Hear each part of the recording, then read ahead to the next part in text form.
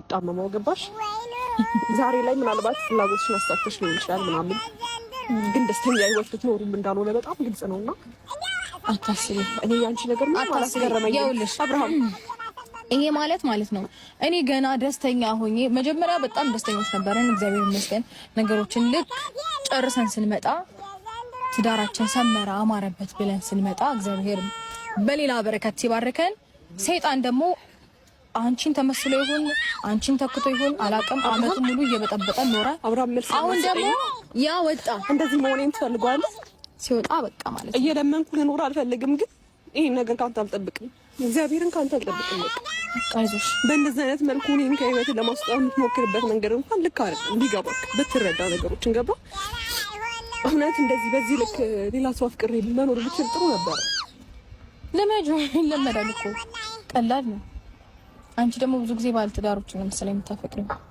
ኦኬ አንድ ብላይ ጥሩ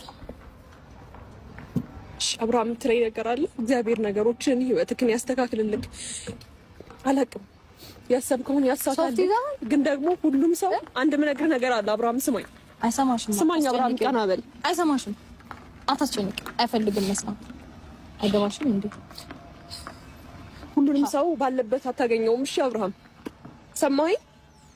ሁሉንም ሰው አንተ እንዳሰብከው አንተ ባስቀመጥክበት ቦታ አይገኝም። ምናልባት እኔም እግዚአብሔር ፈጣሪ ብሎልኝ አንተን የምረሳበትና አንተን ማላስብበት ቀን ይመጣል። ገባ?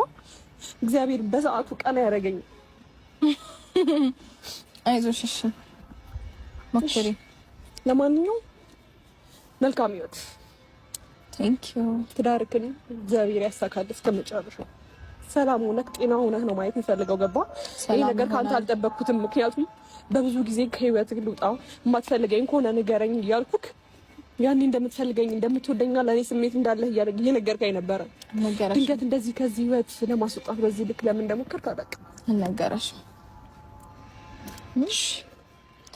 እሺ ናቅ። ከአሁን በኋላ ማለት ነው ዳግመኛ ወደ ህይወታችን እንዳትመጪ እሺ? እግዚአብሔር ህይወትን ያስተካክልልክ። ምንም ነገር እግዚአብሔር ምርጫህን ያስተካክልልክ። ገባ? ራስህን ጠብቅ ምናምንና ራስህን ቢያንስ ጠብቅና ህይወትን ለመምራት ሞክር። ችግር የለውም። ጥሩ ነው። ዛሬ እግዚአብሔር አለ፣ ግን ቀና በል። ባስቀመጥከኝ ቦታ ላልገኝልህ እችላለሁ። ገባ?